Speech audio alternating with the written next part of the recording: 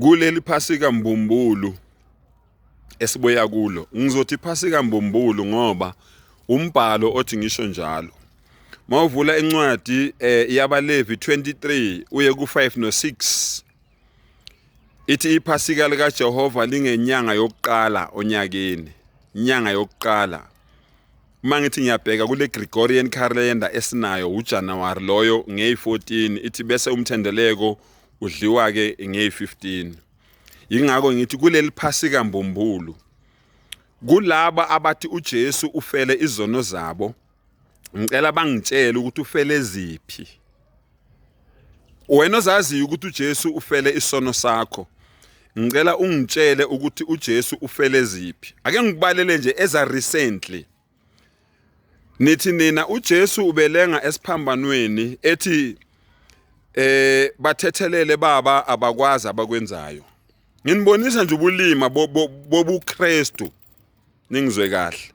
angithi amaKristu ayizilima ngithi ubuKristu buubulima ningizwe kahle angithi amaKristu ayizilima ngithi ubuKristu buubulima right incwadi engcwele ithini ithi phasika lingoJanuary nge14 bese umthendeleko udliwa nini udliwa nge15 ngibone mina amaKristu egxoba umuntu kuthiwa ubethu ubamba inkunzi sekuphelelepi manje ukuthi bathethelephi inkosi bathethelele inkosi abakwazi abakwenzayo balandele phela lo obafundise lokho bebemgxoba lo muntu bemgxobisa ukumbulala amaKristu egqoka ijoyini 2 ngibone mina abazalwana ngazi noma bekuamaKristu noma bekuyina ngibonanga kahle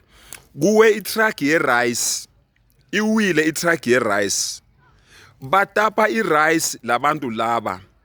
umbuzo wami uthi loya njengoba iwile sebembhekile yini inkosi yami udriver ngoba phela naye uwumuntu noma engeyena umKristu mhlawumbe uwumKristu kodwa akayanga ephasikeni yena sebembhekile yini yena ukuthi inkosi yami ulimele kangakanani mhlawumbe akalidingi yini usizo into engiyibonayo nje batapa ama-rice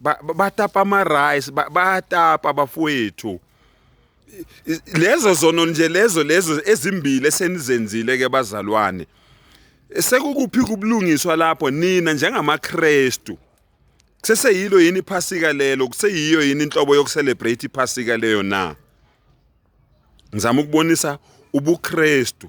ukuthi uma ngabe ulandela ubuKristu ubuphukuphuku angazi ke ngamaKristu uzozijajela nawe mbukeli uzozijajela nawe wena mKristu angibonga